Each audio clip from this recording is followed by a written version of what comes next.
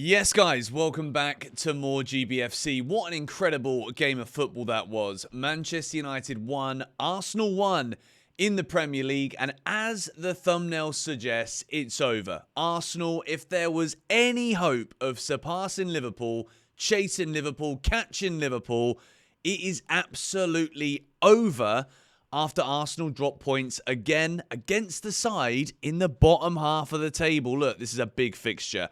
Arsenal and Man United, it's always big. Old Trafford today sounded through the screen as if they were up for it. I think Man United fans, after the protests that we saw, well organised, by the way, by the 1958, credit to Man United fans today for speaking up for what they want for their football club.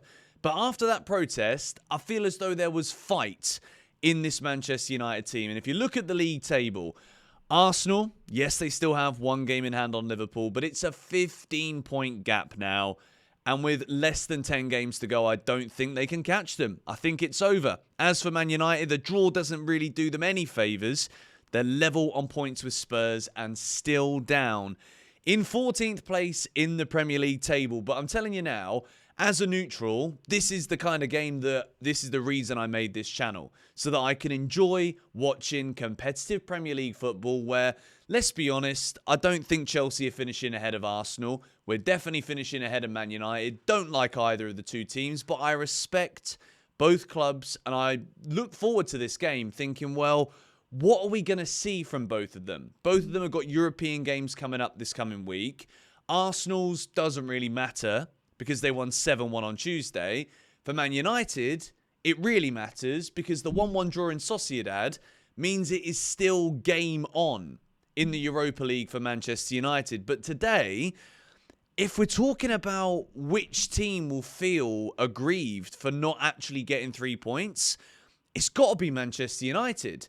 And if we start to take a little look at the basics here, when we look at this momentum chart, I love looking at these things because it gives you an idea of the ebb and flow of the game. Arsenal, pretty much in control for the entirety of the match. But when we think about the big moments that happened in this game, the first half of football, it must have been something about the first halves today because Tottenham-Bournemouth got better in the second half. Chelsea-Leicester was dead in the first half. And to be honest, so was this game at Old Trafford until just before half-time. And Bruno Fernandes has stepped up over a free kick. David Raya has left him a little bit too much space. And Bruno Fernandes, from a dead ball, has converted for Manchester United. It is a brilliant free kick. Let's not lie. Raya does make it slightly easy for him. But to get the ball up and over a very tall wall, you have Marino, Gabriel in there. And Bruno has just bent it over that wall and into the middle to the top right corner of the goal. It's a stunning free kick. I'm not going to take anything away from Bruno. Maybe Raya could have done more with his positioning. But that makes it 1-0 to Manchester United. And Bruno gets a 7.4 rating there in this Manchester United team. But the start of the second half, for me, if Mazraoui's shot in the 53rd minute, it's a brilliant Man United move. The cross comes in. Mazraoui, who had a fantastic second half. I thought he was probably the best player on the pitch in the second half. Mazraoui enters the box, hits the volley, and David Raya has pulled off one of the saves of the season. It's basically point-blank range. Hits Raya on the leg, deflects it out, corner to Manchester United. And from that point onwards, again, as you can see here from the attack momentum, Arsenal start to gain control. They're building. And then call up a man who, to be fair, Declan Rice has had a fantastic week. I thought he was excellent for Arsenal in midweek. And then he scores a quite magnificent goal. Tucks it into the bottom corner of the net. It's an assist from Jurrien Timber, who had a really good game at the back again today for Arsenal. 7.4 rating for him. Declan Rice gets himself the player of the match with a great goal. But I think, to be honest, the man of the match, it was hanging until the very final stages of this game. Because as much as Arsenal had the overall dominance and Man United were spending a lot of time chasing players down, and I do want to say a big credit to this man, Aidan Heaven, who comes on against his former club, youngster, comes on today for Man United, puts in a really good shift in that second half after Lenny Yoro was injured, went off at the start of the second half. Onana gets a 7.5. If we look at the saves here, 5 saves for either goalkeeper. Both keepers putting in a very, very good shift. But 2 big chances for Man United, 3 for Arsenal. I think overall, though, Manchester United, the quality of the chances that they had, I believe they were better than Arsenal throughout the course of the game. And I think when we spoke in the build-up to this, in the match preview that I did, I spoke about the momentum for both of these two sides. For Arsenal, it's about trying to keep up with Liverpool. I think now they didn't win today, as I said at the start, I think it is done. I think the Premier League title is going to Merseyside this year, and credit to Liverpool, they absolutely deserve it.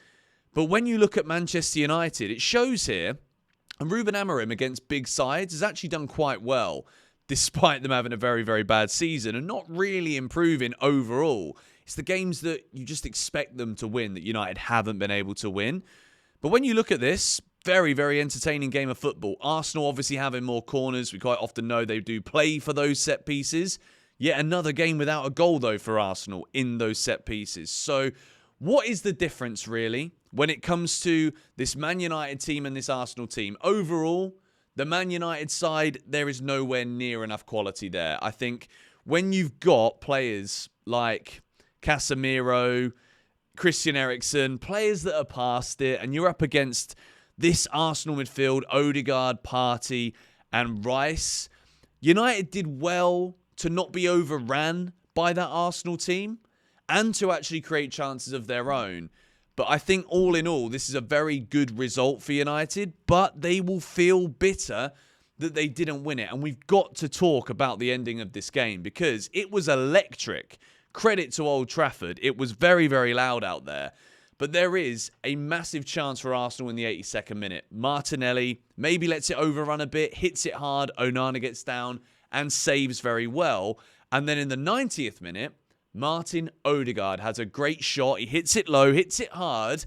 It's saved by Onana, but it's palmed straight to Martinelli, whose response to the Onana save is to hit the crossbar. He was offside anyway, but the best chance of the game that is a miss is at the very end, and Bruno Fernandes is in. Mazraoui cuts the ball back again. 93rd minute, chance for Old Trafford to erupt, and Bruno hits it straight at David Raya. It's another brilliant save again, and then the reflexes to kind of hook it out as it's bouncing back, because Bruno hit it hard, was just a bit too close to him.